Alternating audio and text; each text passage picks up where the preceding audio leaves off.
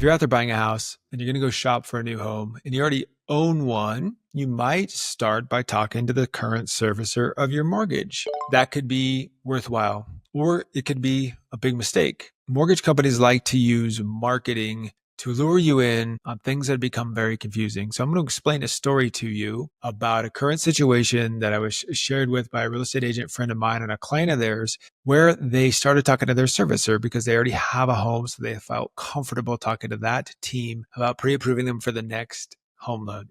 Here's how it goes. They were offering a 1-year temporary buy down. So let's just say your rate was 6.5. So that means that the rate's going to be 5.5. The payment's going to be 5.5 for that first year. And then you'll land at 6.5.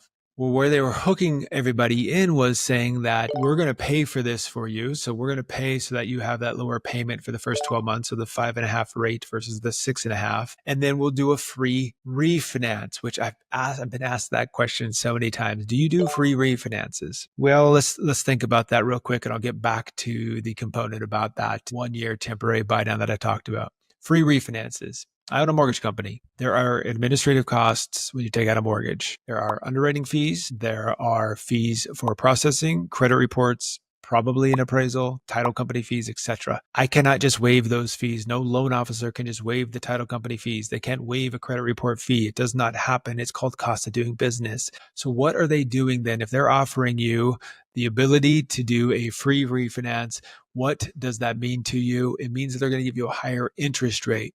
Well, in the fine print, and the reason for that is the higher interest rate will afford them the ability to credit you these closing costs. So be careful when you see the terminology of free refinance. Nothing's free, folks. You guys know that. You work for businesses. They don't operate at zero overhead. It's a fact. There are costs. How do they offset it? They're going to raise your rate. And in the fine print, it's going to say you may not be able to refinance. Why? Legally, they have to, because if rates don't come down and you can't refinance and you're pissed off, they're covering their ass so that you can't sue them.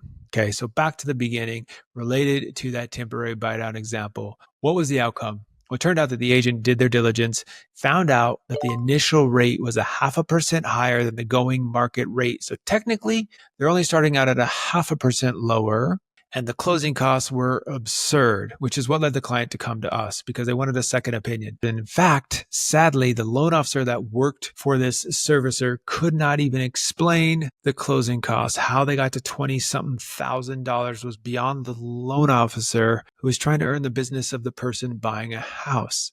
And when the realtor asked the questions about explaining through those closing costs, the loan officer did not have the answers. That's a warning sign, everybody. That's a red flag. If they cannot answer specific questions relating to something that they are a self-described expert at, it's time to bounce. It's time for you to dip out, go find a local expert, look up a local mortgage broker, or get a recommendation of someone that has a glowing reputation. And what I mean by that is do your research, do your diligence. There's enough tools out there these days for you guys to find a quality lender. I hope you like videos like this. This was just a little bit of off the cuff speaking today, a little different format about a real-time story and example of why be careful, because I just closed a deal where they had a dual application going. And at the end of the transaction, the other person was going to be $30,000 more than the buyer planned to bring to closing. So we were happy to be able to help them save that money and close on the house that they financially, the way they planned to, rather than what they would have been forced to had they not been an astute home buyer as well. Make sure check out other videos on the channel for getting authentic information about growing your wealth through real estate from an educational lens. If you ever want a consultation, download.com/mortgage maestro. Talk to you soon.